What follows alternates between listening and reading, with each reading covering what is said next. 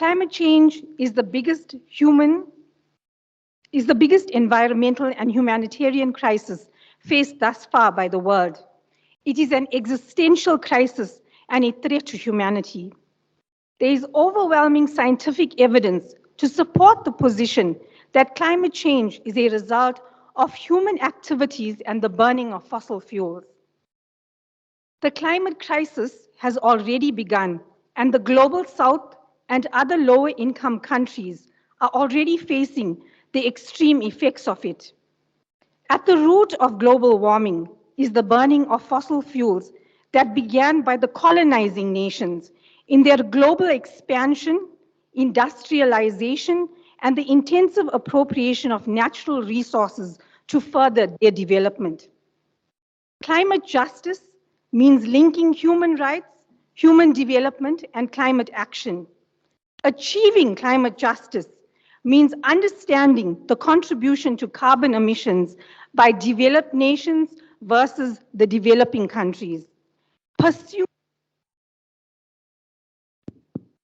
Pursuing climate justice means combating social injustice, gender injustice, and intergenerational injustice. It requires systems transformation that prioritizes sustainability and people over profits.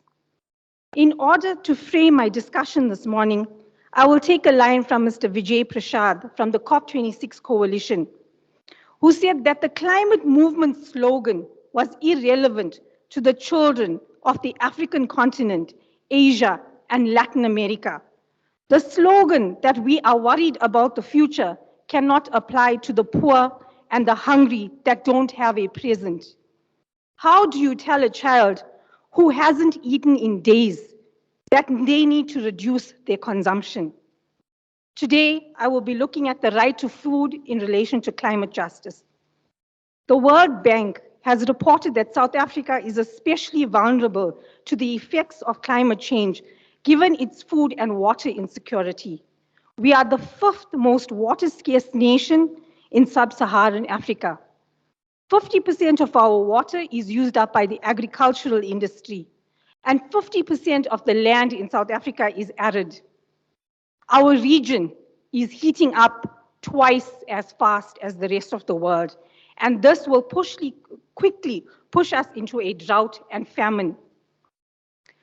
Zero hunger is Sustainable Development Goal 2, to end hunger, to achieve food security, and improve nutrition and promote sustainable agriculture by the year 2030. Despite adopting Sustainable Development Goals in 2015, hunger statistics have been increasing from 5.50% in 2017 to 6.90% in 2020. The IPOS study found that more than 40% of all South Africans are affected by hunger. Jacques Diouf of the United Nations Food and Agriculture Organization said that hunger is not a charity issue, it is an issue of justice. Anyone who is hungry cannot be truly free. There are a number of legal instruments, domestic, regional, and international, that encapsulates the right to food in one way or another. South Africa is a party to these agreements.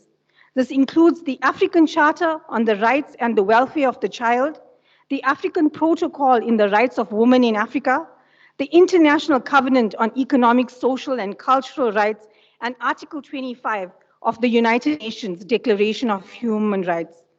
The right to food also finds expression in Section 27(1)(b) of our Constitution, and Section 28(1)(c) provides additional protection to children. It is further augmented and supported by the right to life, the right to human dignity, and the right to freedom and security of person. The right to food is not tantamount to the right to being fed. The aspects of the right to food include the quality of the food, the quantity of the food, and the appropriateness of the food, taking into account cultural and psychological aspects of the individual. The South African government also has about 6 initiatives that deal with food. The Interdepartmental Initiative of Food within the Presidency, the Food for All program by the Department of Social Development, overt food security objectives by the Department of Agriculture, the school's nutrition program by the Department of Education, food fortification, quality and safety initiatives by the Department of Health, social grants that may be used by the recipients to purchase food.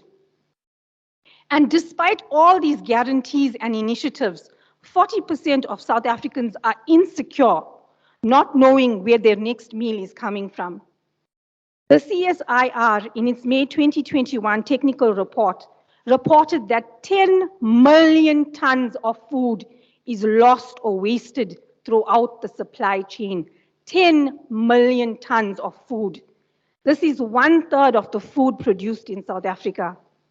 There is something inherently wrong with our systems if 10 million tons can be wasted while 40% of the population is facing hunger.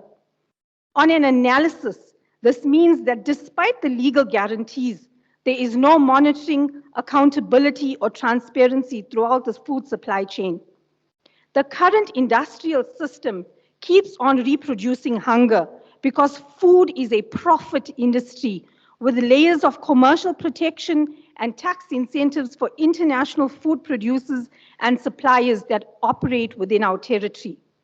The Paris Agreement in the preamble recognizes the priority of safeguarding food. However, there is no greater focus on the issue. In 1996, the World Food Summit, NGOs and civil society adopted the statement, benefits for some or food for all. They presented a decentralized model of agriculture that has given rise to the food sovereignty movement. Food sovereignty is rooted in grassroots movements. It is a democratic food system with inputs from citizens and producers. The system emphasizes ecologically appropriate production and consumption, social economic justice, and local food systems to alleviate hunger and guarantee sustainable food security. It advocates for collectivized control of community resources, the means of production, trade, and investment. If we adopt the food sovereignty model as a state and combine it with the principle of common but differentiated responsibilities and capabilities on a domestic level, we can begin to somehow address poverty and hunger. Enshrined in Principle 7 of the Rio Declaration is the principle of common and differentiated responsibilities and respective capabilities. It recognizes that wealthier developed nations have a greater responsibility to the developing nations. From this principle, transnational governance initiatives have emerged as a way of implementing climate change mitigation policies and practices at various levels and governance levels by non-state actors. It is, however, done voluntarily. We should implement this principle, and it should be mandatory for multinational food companies, agribusiness, and food retailers operating in South Africa. It provides a mechanism for monitoring financial commitments that will enable us to move to a model of food sovereignty, disclosure by these companies of their greenhouse gas emissions and related risks. This can be implemented throughout the current food supply chain and together with other monitoring systems provide some accountability. It cannot be a system of simply counting carbon molecules and applying the necessary taxation formula. It is critical in the transition period between now and alleviating hunger through food sovereignty. And I am advocating that government needs to put a moratorium on the increases of food prices, and at very least, in order to alleviate the hunger of the poorest amongst us, this moratorium must be placed on our staples. Our people, they eat mealie meal, they eat sugar beans. They need to put a moratorium and fix a price so that the poor can afford food. We can't be sitting here while there are hungry people out there. It makes no sense. There is an obligation on us as legal practitioners, policymakers, and lawmakers to ensure that there is accessibility to quality food for the most vulnerable in our communities. We must create a body of jurisprudence that can substantively give effect to the promises and guarantees in the legal instruments that we are party to. It is not only a moral obligation, but an ethical obligation for us as legal practitioners. Thank you.